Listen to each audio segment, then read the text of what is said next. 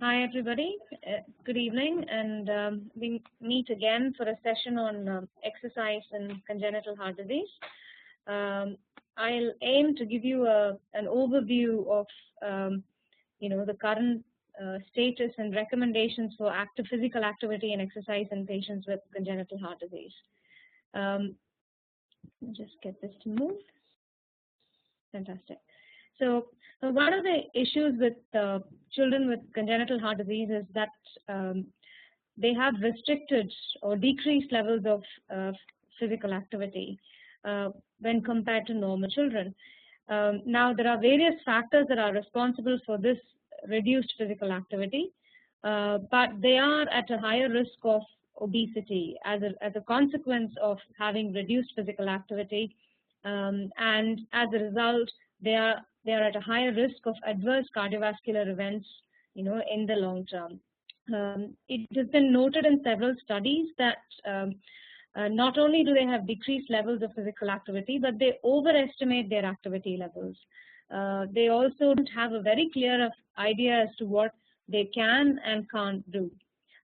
So all of these issues are issues that, as clinicians, that we need to address when we consult with our patients in our clinics. In addition to, looking at their clinical condition and giving them medications, this sort of physical activity advice, in fact, might be much more important in the longer term. Children with congenital heart disease also have delayed motor development when you compare them with the normal population. So it is important to pay particular attention to various motor skills during their development to make sure that they receive, sort of input in terms of physiotherapy or some sort of therapy to help them to progress with their motor skills if we find them to be lagging behind. Now, if we look at why children with congenital heart disease have restricted physical activity, can you come up with some answers as to why specifically children with congenital heart disease may have restricted physical activity? So I want some participation here.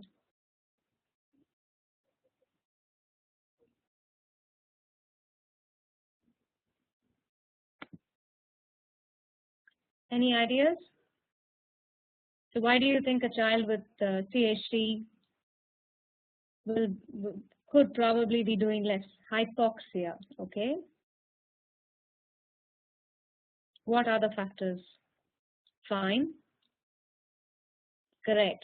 So conservative parents, parents tend to be quite protective of their children. So even if their child has only a minor heart problem, the whole, idea of having a heart problem scares parents, and they tend to sort of mollycoddle the child and be overprotective of the child and not allow them to do, as up to their potential. Inability to increase cardiac output. So by that we mean, maybe an inability to increase the heart rate if there is some sort of sinus node dysfunction or some rhythm issue, and also inability to increase the stroke volume, which could be a functional issue. So of course you have all the various structural reasons why children may not be able to perform, children with CHD may not be able to perform as well as normal children. But in addition to that, and this is probably the most important point I want to focus on in my talk today, that often it is not necessarily the hemodynamic issues or the structural issues, but it is more the the parental issues, the physician issues, etc. So, like we discussed, physical activity restriction can be either due to the practitioner, i.e., the physician who's looking after the patient may not have adequate knowledge. He may be out of date. He may not be the right person to actually advise the child. But as you know, in India, access to a qualified pediatric or congenital cardiologist is limited, and many of our patients live in areas where they have only a basic sort of family practitioner to consult. Now, this person obviously may hardly know about the heart condition, leave alone be in a position to give them advice about exercise. and of course fear of medical liability. I mean, this is perhaps more abroad than in India, but the doctor might say, to be on the safer side, I'll tell the child not to do these things, but that's really not the right approach. Then of course parental we talked about, and then self-imposed. Now these children may have scars on their body which they may not want to reveal to their peer group. Also they know that they perform less well than their peers. So exercise performance is very linked with doing the exercise. So if you and I started to run today and we haven't been running up till now, just purely our fitness, because we have poor fitness, we will not be able to exercise well. But as we work on it, this exercise capacity or ability to exercise will improve. But in the initial stages, this might sort of discourage the child or the young adult with congenital heart disease from pursuing exercise. So these are the various factors that lead to physical activity restriction in our patients. So we go on to the issue of obesity. Okay, now this is data from the US, and it was published fairly recently. It was noted that nearly 30% of the overall population, children, are obese. Okay, they looked also at not just the overall population, they also looked at children, different subgroups of children, depending on racial and ethnic distribution, depending on whether they had heart disease or not. So they were able to get some useful information from sort of subgroup analysis of this data. They found that overall, children with heart disease had more or less the same percentage or level of obesity as the overall population. So nearly 30% was the overall the incidence of obesity in the overall population, and children with heart disease, I think the percentage was 26%. But the interesting thing was when they looked at the subdivisions amongst these children, they found that children with minor heart disease, this is the group which says heart disease, no intervention, and also the children with electrical problems, perhaps some tachycardia, some palpitations, so often, these are minor sort of electrophysiological problems. These were the kids who were actually more obese than the average population. So these were probably children who should not be restricted and who could probably have the same level of physical activity that a normal child could have. But because they have the label of the heart disease, there is this fear of exercise. Like patients with single ventricle physiology, Fontan, etc., they often suffer from failure to thrive. There is a degree of failure to thrive in these patients. Therefore, they were not actually, the percentage of obesity in this group was actually less than average. But it was those children with mild abnormalities who could probably exercise as much as overall general population. These were the ones who were more obese.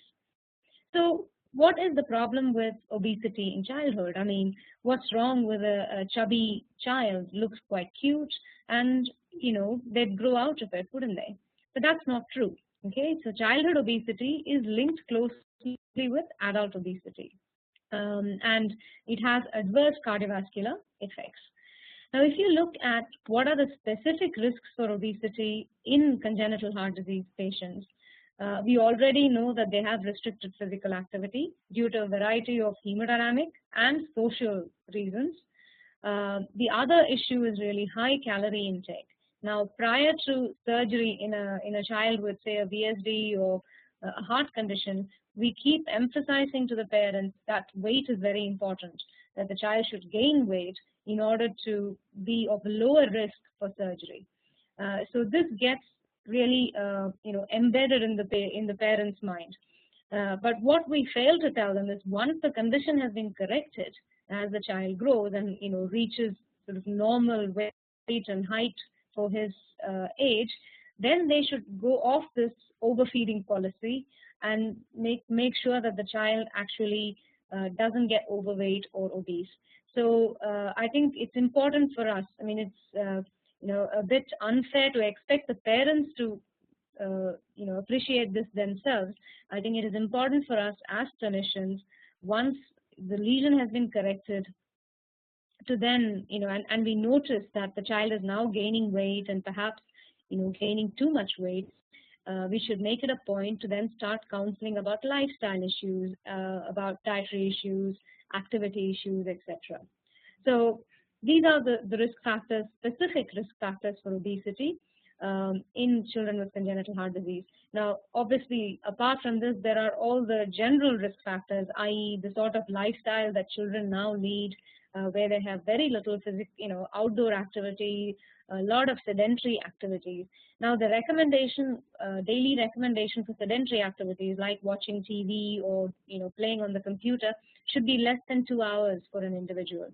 But I'm sure that the majority of our children are spending a lot of time in front of the computers and televisions, and having excessive time just doing nothing. So going on to the question of what is the impact of obesity on cardiovascular health in these patients. Like I said before, childhood obesity is not a benign phenomenon. It is closely linked with adult obesity. Also, it has been noted that these obese children, are also hypertensive. And you all know that hypertension is a risk factor for adverse cardiovascular outcomes in adult life. Studies have been done which have looked at certain markers of coronary artery disease, for example, carotid intimal thickness or peripheral vascular abnormalities like the stiffness of peripheral vascular vessels, peripheral vasculature, and they have noticed that there have been abnormalities in these obese children as compared to normal children. So a fat child or an overweight or obese child is not a laughing matter. It is something that should be taken seriously. If we think about coronary artery disease and congenital heart disease, there are specific high-risk populations. I'm sure you all are aware of these subgroups, but I will just quickly whiz through them. These are specific high-risk populations because they have a specific problem with the coronary arteries. Either it's an intrinsic disease like the Kawasaki disease, or they have had surgeries that have involved coronary translocation. So these patients, for example, the arterial switch or Ross procedure of following anomalous left coronary artery to pulmonary artery repair, these patients are at specific risk of coronary artery abnormalities, and they have to be monitored during their childhood and through adult life carefully. Now, this is a paper that was published in 2000 in Heart, and I think there are a couple of points I'd like to highlight from this paper. This looked at patients in an adult congenital heart disease clinic, gave them a questionnaire to assess, their knowledge of how much activity they were allowed to do, to assess how much activity they actually were doing, to assess how much information about exercise and physical activity they had received. And it was quite shocking to know that more than 70% of these patients, the topic of exercise or physical activity had not been raised by any of the caring clinicians. Only 30% of these patients actually asked for the information themselves as well. So, this aspect of health, which is exercise and physical activity, should be mandatorily discussed at every consultation, once the child has gone beyond a certain age. So this was quite, a poor reflection of the care that these adult congenital patients were receiving. Now, if you look at the graph on the right side, okay, you have the recommended activity levels by the American Heart Association. This is in the these are the empty boxes, and the dark columns are the patient's current activity. So when they looked at this whole group of patients, the majority of the patients actually should have fallen within the American Heart Association categories 1 and 2. Okay, if you look at 1 and 2, it means either no limitation, meaning they can do anything they want, or moderate exercise, which includes running, tennis, football, etc.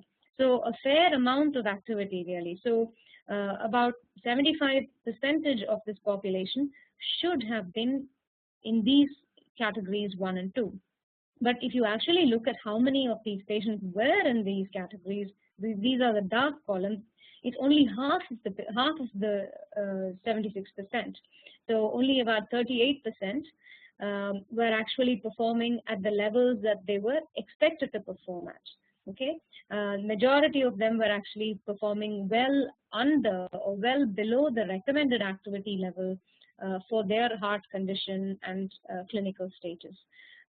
So often I think with congenital heart disease patients, they tend to do, except for specific subgroups like high risk subgroups, they tend to, majority of them tend to do less than they could potentially do. And I think this whole stigma of having a heart problem is one of the reasons why this happens.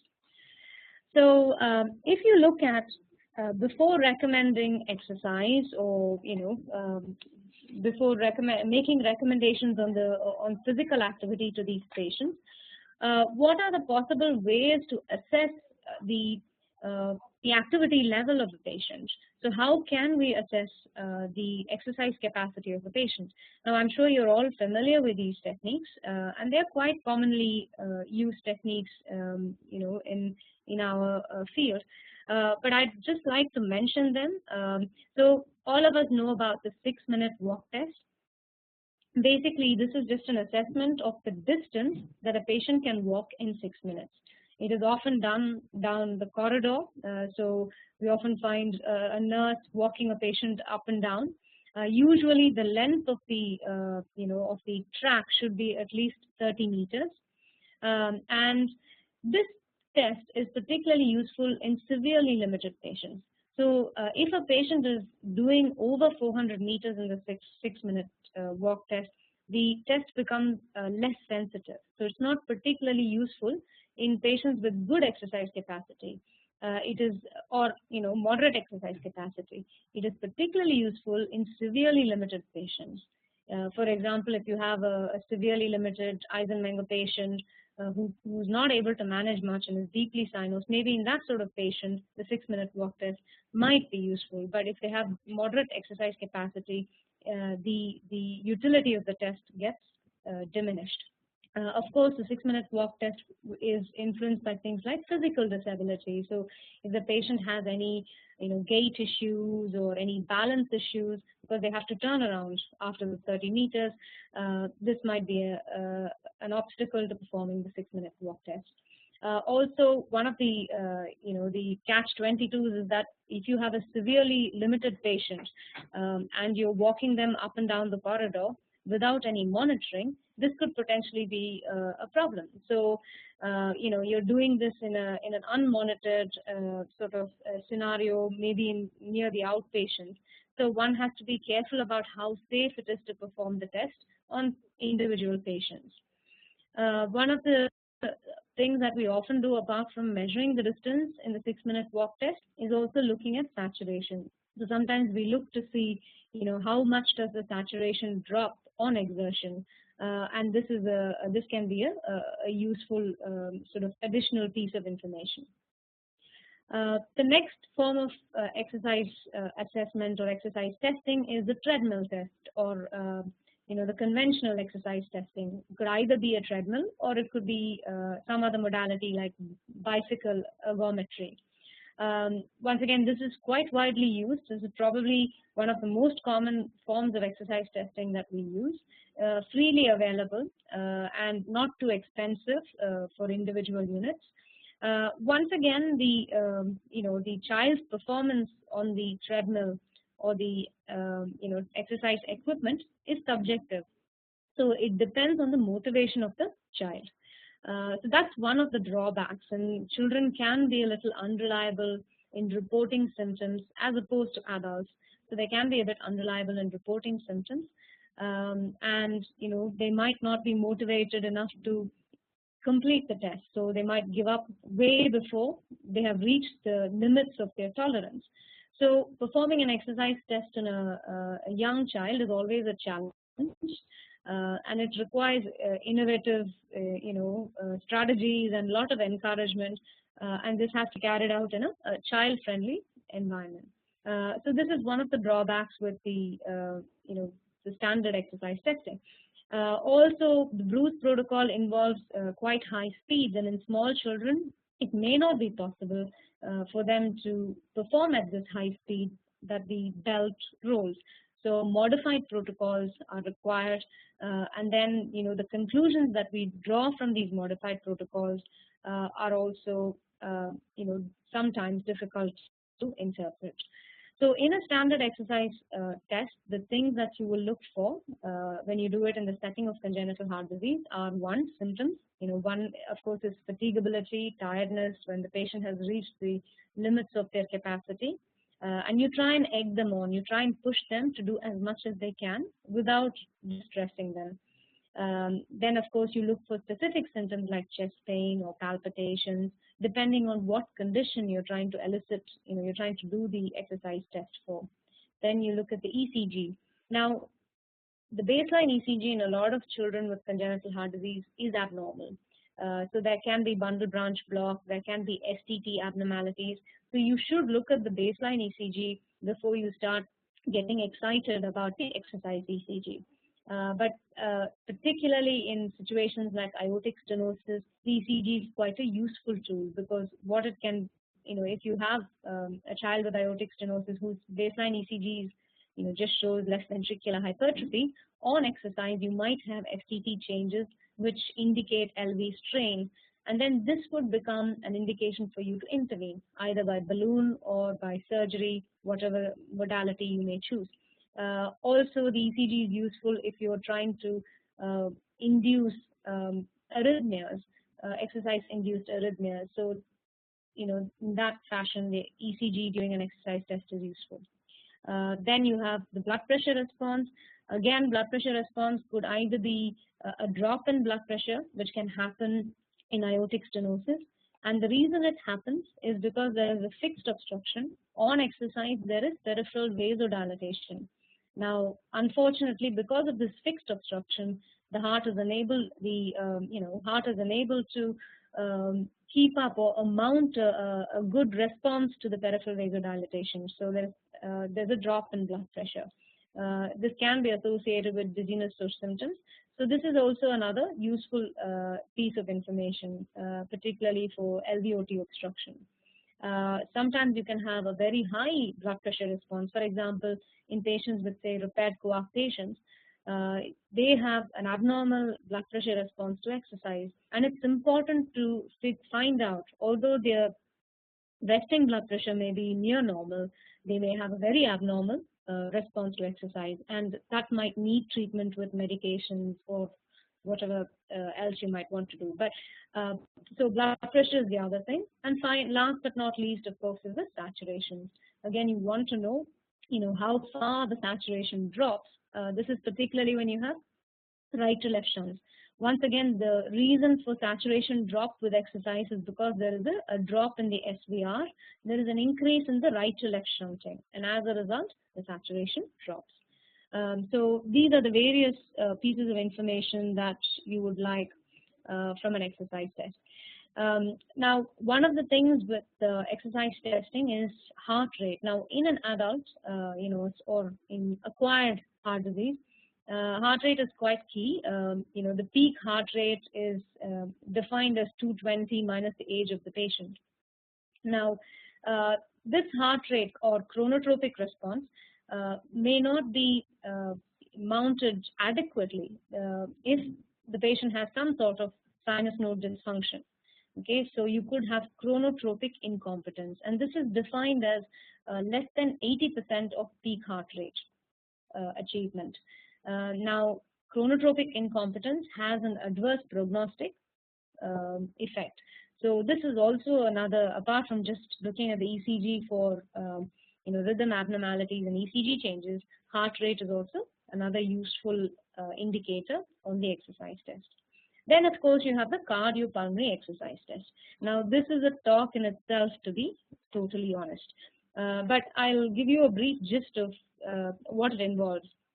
Now, a cardiopulmonary exercise test is a more advanced form of exercise testing where exercise is performed and there is equipment to measure the amount of inspired and expired oxygen and CO2. So what it allows us to do is we know the amount of oxygen we are giving in the inspired gas, and we can measure the amount of oxygen that comes out in the expired gas. Similarly for CO2. Using this, we can figure out how much oxygen is being consumed by the individual. So we can calculate oxygen consumption. And oxygen consumption is dependent on the cardiac output. So if the patient has a cardiac problem, is unable to increase his cardiac output, either because he can't increase his stroke volume or because he can't increase his heart rate, then it reflects in the peak VO2 or the peak oxygen consumption. So this is one of the things that we measure during a cardiopulmonary exercise test. Then of course, like I mentioned, heart rate is important. And in patients who are unable to increase their heart rate, they have some chronotropic incompetence, for example, what they tend to do is they tend to compensate by trying to increase the stroke volume. Similarly, in patients who cannot increase their stroke volume, they try to compensate by increasing their heart rate. So if you actually look at the relationship between the heart rate and the VO2 max, or peak VO2, you see various different types of curves. So patients who have some problems with increasing the stroke volume will show a very quick increase in their heart rate, whereas patients who have a chronotropic problem will actually try and compensate for it by they cannot increase their heart rate beyond a certain level, and they will try and compensate for it by trying to increase their stroke volume if their function is normal. In some patients, they may have a problem with both the stroke volume and the heart rate, and these patients will have a flatter curve when you plot the two indices. Now, the other variable or the other measurement is what's called respiratory exchange ratio. So with any exercise test, you want to know how much effort the patient has put in. So only if you know that the patient has reached the limits of his effort, can you then say that all the results of that exercise test reflect the actual status of his cardiovascular system. So you have to ensure, you should have some way of figuring out whether this patient has exercised to his maximum ability. And that is given by this respiratory exchange ratio. So it is a ratio of VCO2 by VO2. So which is the, so carbon dioxide versus the oxygen. And normally it should be less than 0.85. Now, when the respiratory exchange ratio is greater than 1.09, it means that the patient has exercised maximally. So he's put in maximal effort. So that's a good thing. He has been able to put in maximal effort. So if he has, then all the values, if your VO2 max is then low, it reflects some cardiovascular problem. So this is a useful measure to figure out whether the patient has put in maximal effort. Then you have another index called anaerobic threshold, which is the point at which the metabolism shifts from aerobic to anaerobic, and then there's a disproportionate increase in CO2. Up till then, the oxygen consumption and CO2 production are going in a proportional fashion.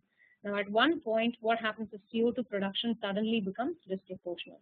And this is the ventilatory anaerobic threshold. So there are various indices that are useful to interpret what the actual problem with the patient's exercise limitation is. So this is just a table, and the 3 pluses and 4 pluses are significant. Okay. So basically, for example, if you say in patients with repaired tetralogy of Fallot, they usually have a reduced VO2 max. They usually have a reduced V by VCO2. This is V by VCO2 indicates VQ mismatch. Okay, so This table tells you what are the indices on the CPX that are usually affected in these subgroups of patients. So if there are only 2 pluses, it means that it happens only sometimes. And if there's 1 plus, it means it happens very rarely. So 3 and 4 pluses are significant. So Fontan patients almost always have low VO2 max. They usually have low heart rate as well. Okay, so that's here, and then they often have VQ mismatch. So each subgroup of patients, you have slightly different, way that it affects the various variables of the CPX test. Recently, the AEPC, the European Pediatric Cardiac Association, has come out with a very extensive document which gives recommendations for physical activity, leisure activity, leisure sport, competitive sport, and exercise training in patients with congenital heart disease. Obviously, we have already discussed why this is required. We have cardiovascular fitness, obesity, lack of physical activity, which are huge issues for the future of these children.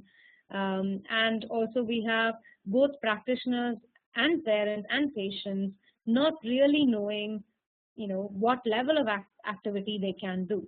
So in order to give some clarity to the situation, this document has been published, and I would recommend that you keep a copy of it, in your department, so that you can always refer to it if you have any doubt. So they have defined leisure sport. They have differentiated between leisure sport and competitive sport. So leisure sport is where you carry out physical activity, but there is no pressure to win. There is no pressure to push. Even when you're tired or when you're fatigued, there is no pressure to push beyond your limits. Whereas competitive sport, obviously, the whole idea is competition with yourself and with other individuals. So it makes that differentiation, and it gives the recommendations for both these groups of activities for all the pathologies or various subgroups of pathologies of congenital heart disease. This is again quite a useful little diagram. Now, as you all know, there are 2 types of exercise. One is dynamic exercise, which has an effect on the which is cardiovascular exercise, and then you have the static exercise, which is more like weightlifting and muscle building type activity. Obviously, any form of activity will have a component of dynamic and a component of static. But here it gives you very nicely a sort of a diagram where you have low dynamic, low static, up to high dynamic, high static. So for example, things like billiards, golf, they're low dynamic and low static. And these can be carried out quite easily by most patients with congenital heart disease. Whereas if you look at things like rowing, cycling, etc., they have a high cardiovascular component and they also have a high muscle component. So these are high dynamic and high static, and these are often contraindicated in quite a few subgroups of patients with congenital heart disease, especially when they have residual problems. So this diagram again, I think is very useful. So tennis, for example, it doesn't have much of a muscle building component, but it has a high cardiovascular component. Whereas if you look at something like weightlifting, it has a mainly muscle building component. It doesn't have a very high cardiovascular component. So it's just a neat way of classifying physical activity and sport. Now, what are the recommendations for us, any normal individual in terms of our exercise, activities, daily exercise activities? Now, the recommendation is that we have at least 60 minutes, an hour of moderate to vigorous exercise, and not more than 2 hours of sedentary activity, which means, sitting in front of the TV or computer. But how many of us actually can say this is the sort of lifestyle we lead? Not many, I'm sure.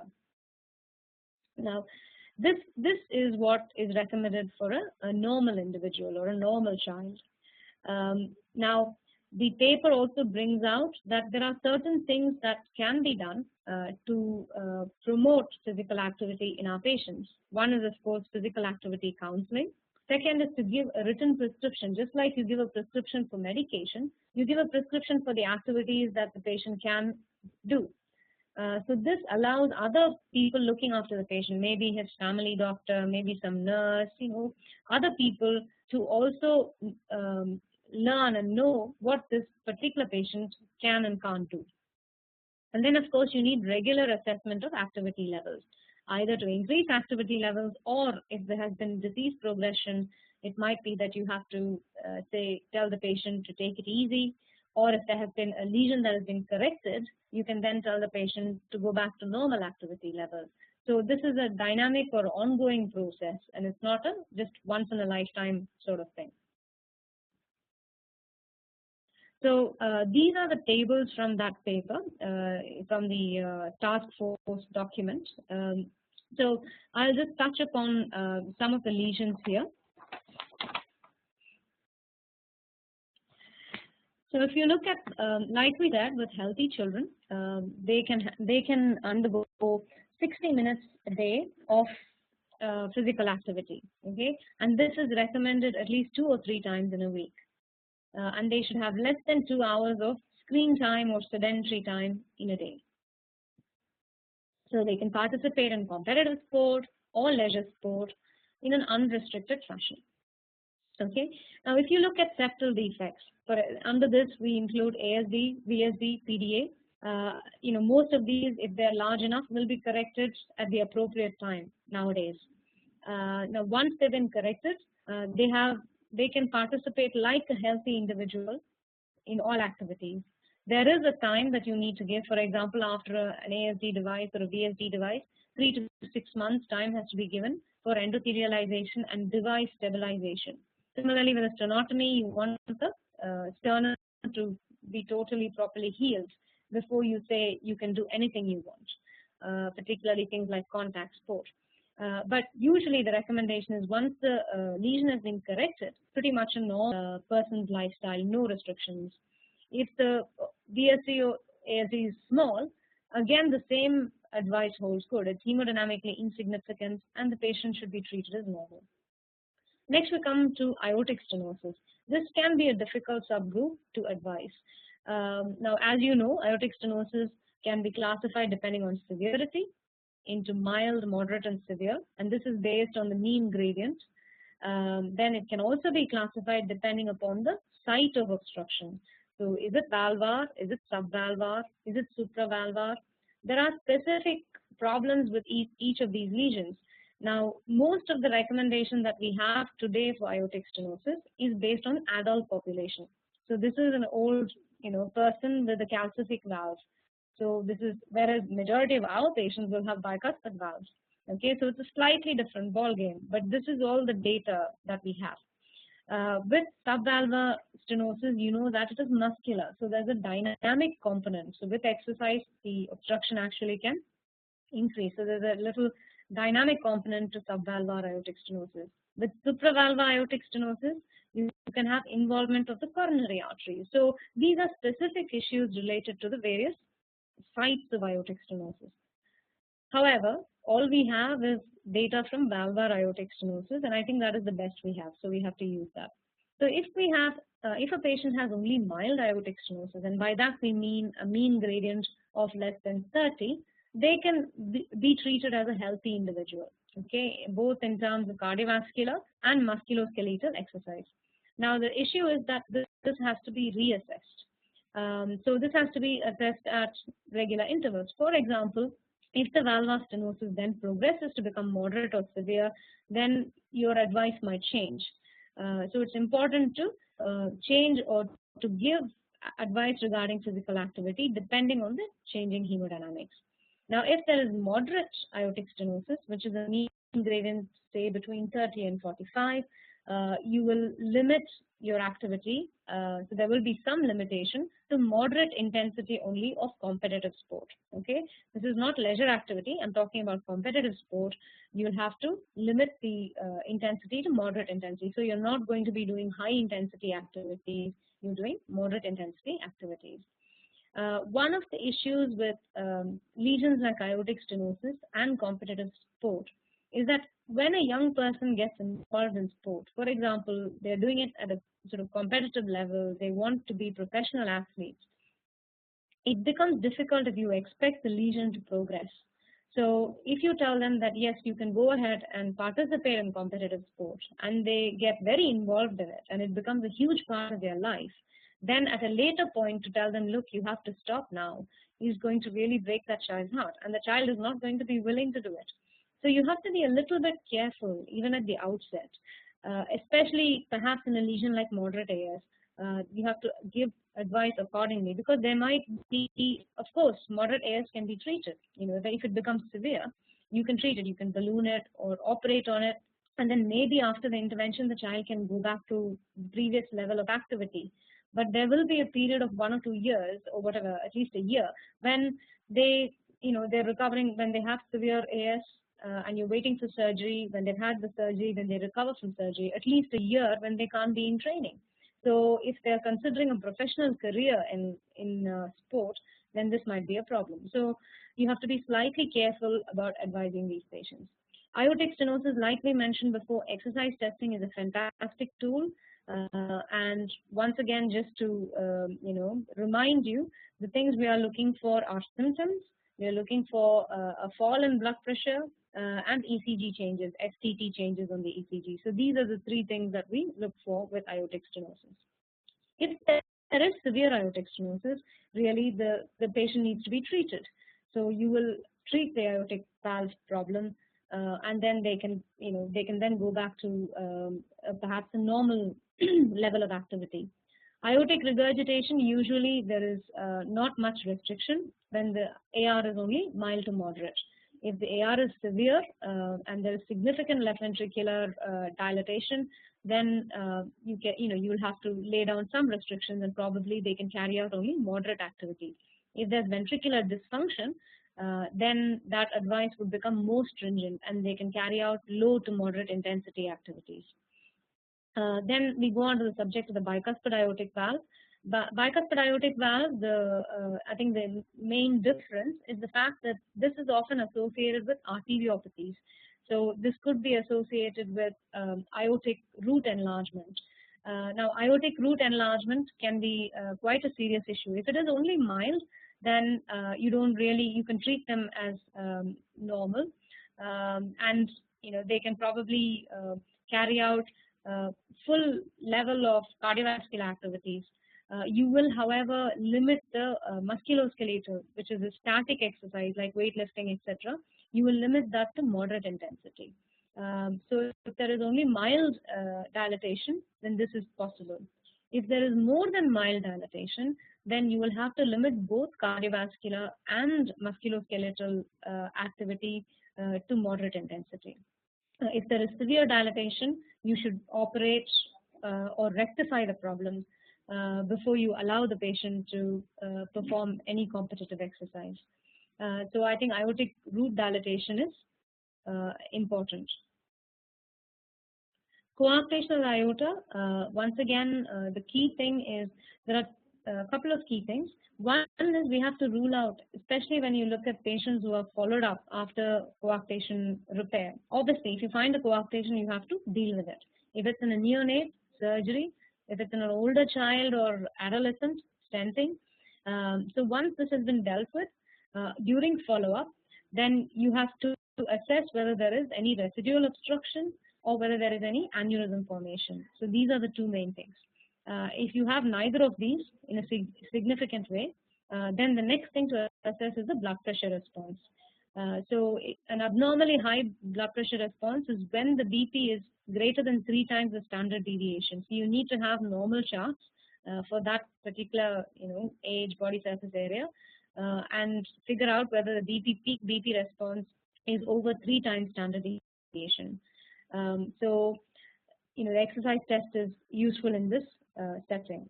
Cardiovascular activities in a patient who has a normal blood pressure response is as normal. So they are allowed the full spectrum of cardiovascular exercise.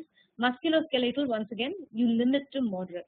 So most aortic problems, you have to limit the musculoskeletal activity to low to moderate intensity.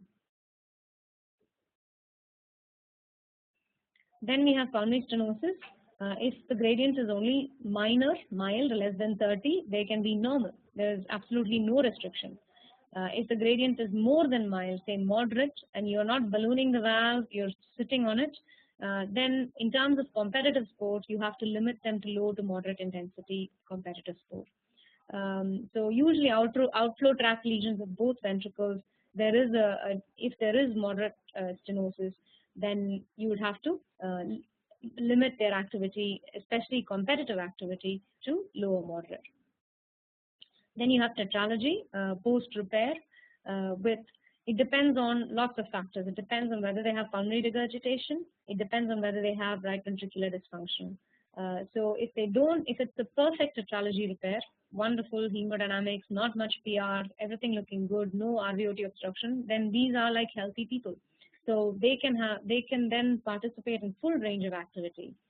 You may want to do an exercise test, and this is just to rule out arrhythmias. But as you probably already know, usually arrhythmias and tetralogy are related to hemodynamic issues. So if you have no hemodynamic issues, it is unlikely that you will have arrhythmia issues. So tetralogy without significant hemodynamic issues should be treated as normal. Now, if a patient with tetralogy has significant pulmonary regurgitation, but has normal RV function, then they can participate in moderate intensity activity. Whereas if the patient has got RV dysfunction, then they are limited to low to moderate intensity activity. So this is both cardiovascular and musculoskeletal. So in this fashion, there are recommendations for each of these subgroups of patients.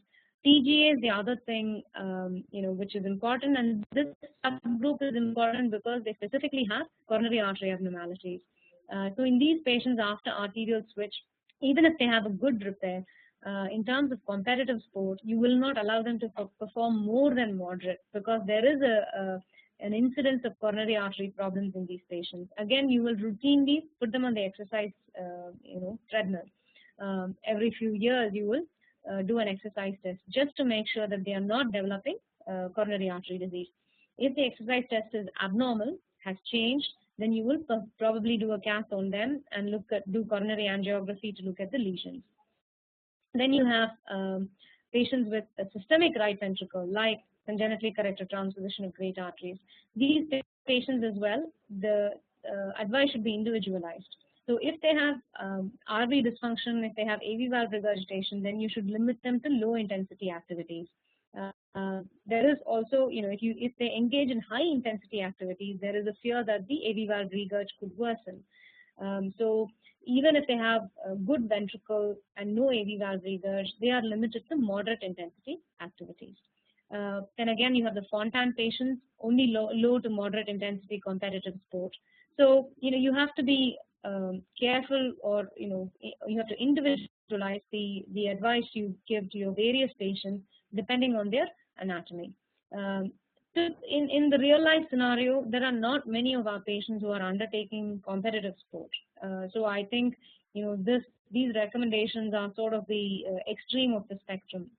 So if you look at most of these activities, say low intensity activities include things like golf, billiards, etc. at a competitive level.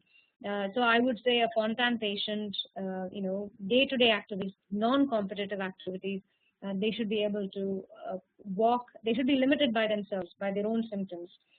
They should be able to walk, as a form of exercise. They can do gentle cycling, probably not uphill cycling, but cycling on the flat. They may be able to swim, but maybe not overdo it. So these are probably activities that a patient who's had a Fontan, who's doing well after a Fontan, can undertake easily. So it has to be tailored to the patient's condition. Eisenmenger's or pulmonary hypertensive patients are a separate subgroup. Now, these patients on exercise can get very cyanotic. So their level of intensity of exercise should be limited to low intensity, and they preferably should not undertake too much of static exercise or musculoskeletal exercise. Having said that, secondary pulmonary hypertension is better than primary pulmonary hypertension, because in primary pulmonary hypertension there is a risk of syncope.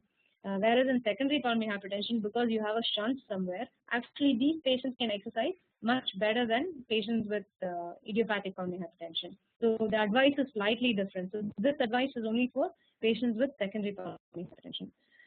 Recently, there's been a study that's been published where they have actually exercise trained patients with pulmonary hypertension, and they have found that overall their exercise capacity has improved. Now, exercise training as a way of improving the functional exercise capacity of patients with congenital heart disease has been carried out by several groups of authors, and they have come up with quite promising results. So if patients undergo a training program where they have to perform a certain level of exercise, they have found that at the end of that training program, the CPX indicators have improved, VO2 max has improved, and we know that VO2 has a direct relation to mortality. So whether this translates into mortality, survival improvement, we don't have that data yet. But it is encouraging that at least in some subgroups of patients or in some studies, there is an improvement in the VO2 max. So this is what I was talking about. So these are various papers. You can see the numbers are quite small. And some of them are extremely variable pathologies, which makes it a little difficult to interpret. But if you look at, say, perhaps the Fontan subgroup paper, they found that there's been an increase in the peak VO2. Again, a couple of other studies have also shown that increase, but once again, small numbers. But overall, I think this is encouraging, and really there has to be, these patients with congenital heart disease do need cardiac rehabilitation. Right. So I'm just briefly going to touch on the arrhythmias, because now we have sort of done the structural heart problems. This is another paper, once again by the European Society of Cardiology, and this is actually an overall recommendation, adults and children, which gives you exercise recommendations for patients with arrhythmia.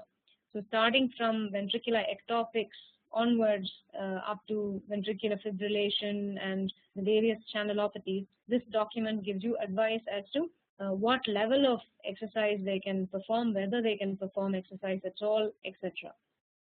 So if you look at ventricular ectopics, this is a common problem that we come across, and often it is difficult to know whether this is benign or anything malignant. So with ventricular ectopics, the general recommendation is, if they are not very frequent, and by that you mean less than 2,000 ventricular ectopics per 24 hours, so you have to do a Holter in order to find this out. If they are monomorphic, if on exercise they don't increase and the symptoms don't increase, this is believed to be benign. Okay, and these patients should be treated as normal. They should be exercised, they should be followed up, but there needs to be no restriction in their activity. If the ectopics are more frequent, and if they're, if they are not, they are polymorphic, and there is some increase in the ectopy on exercise, then something called deconditioning is done, where the patient is taken off all sport and assessed. And then once after that deconditioning, if the ectopics have disappeared, then you can reallow sport. So there is that subgroup. But if there is an underlying problem, for example, you have long QT syndrome and you have ectopy, then no competitive sport and only light, moderate intensity leisure time sports. So it depends very much on the how the ectopy, how much of ectopy is there, whether there's an underlying reason or structure, either structural problem or an electrical problem with the heart. What happens to the ectopy with exercise? These are all various factors to consider before giving activity advice. Then we go on to ventricular tachycardia. Now, ventricular tachycardia needs to be assessed carefully. So a series of investigations need to be performed. One, of course, is echocardiography to look for gross abnormalities. This can be quite difficult to pick up. It might be a structurally normal heart. The other imaging modality which is increasingly being used is the MRI. So this can pick up conditions like arrhythmogenic right ventricle, so ARVC. So this condition can be picked up by MRI. Then the baseline ECG. So you want to look at the ECG to see if there are any baseline ECG abnormalities. ARVC has specific baseline tachycardia. That can also help you. Say RVOT tachycardia. This is basically an ectopic focus in the right ventricular outflow tract. This is a benign tachycardia. It is monomorphic. It presents in tachycardia with left bundle branch block and an inferior axis. So these features give you a clue that this is indeed RVOT tachycardia. This can be ablated. Of course, there is a small risk of perforation and so on, but it can be induced on the table and ablated. But these patients generally can exercise. Even if they had the RVOT tachycardia, they can exercise, and it's not a malignant type of tachycardia. However, say for example, if you have channelopathies like long QT syndrome, and that again is something that you can pick up. The QT interval is important. The STT segment is important because they have specific morphological characteristics. So the ECG is very useful in assessing a patient with ventricular tachycardia. Then, of course, exercise testing. This is particularly useful in exercise-induced VT. Catechol and aminergic VT is called. And basically, you exercise the patient and the patient goes into VT. And these patients, again, they need to be restricted in terms of what they can do. They are not allowed to do competitive sports. Similarly, patients with long QT syndrome are not allowed to do competitive sport. Finally, you can do an EP study. Like I said, particularly for things like RVOT tachycardia, it's very useful because you can do an EP study, and then if possible, you can ablate the focus. So then proceeding on from VT, we go to VFib. If VFib is because of a correctable cause, for example, a drug overdosage or something like that, then once that condition has passed, the patient can go back to normal.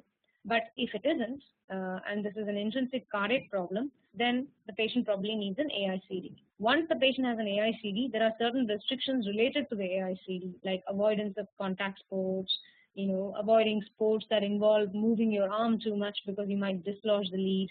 So all these various restrictions might come in because of ICD implantation.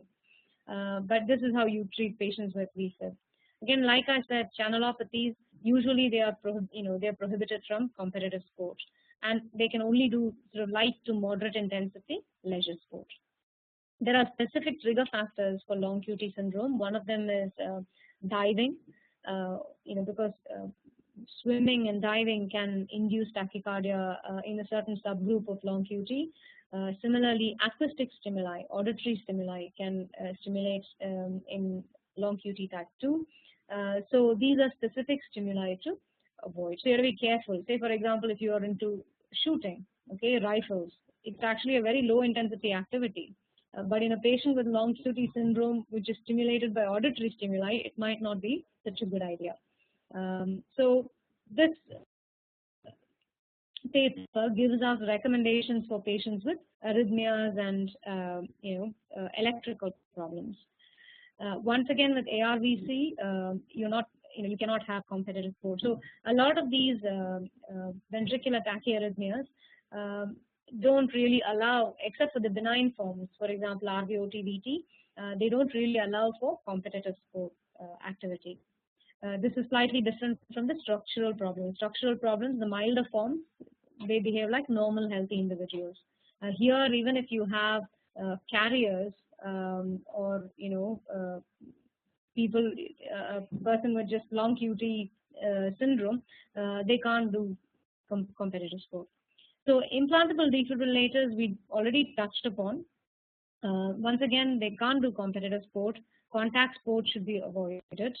And sports which involve, like, say, a very high level tennis or racket sport, which involves moving your arm excessively, that can lead to crush of the lead or dislodgement, and these can be issues. So this is a sort of an overview of patients with arrhythmias and what sort of exercise they can do.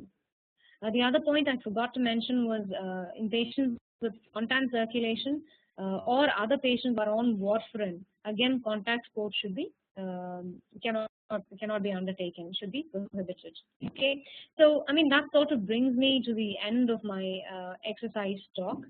I'm happy to interact with you. It's been slightly didactic. I apologize for that, but I think it's the nature of the subject. So if you have any questions now for me, I'm happy to take them. Was that useful? Do you have any, anything you want to ask me?